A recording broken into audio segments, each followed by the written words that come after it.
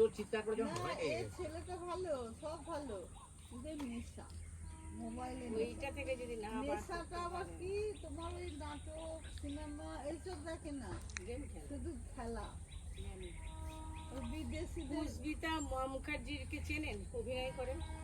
ও একজন দ্বিতীয় নম্বর 1-এ এসেছে, এসে রচনার কাছে হাওয়া করে কাঁদছে। 9-এ পড়ে ছেলেটা, বলে আমার সব ভালো, আমার ছেলেকে আমি ঠিক করতে পারছি না। বলি তোর ছেলে কি হয়েছে?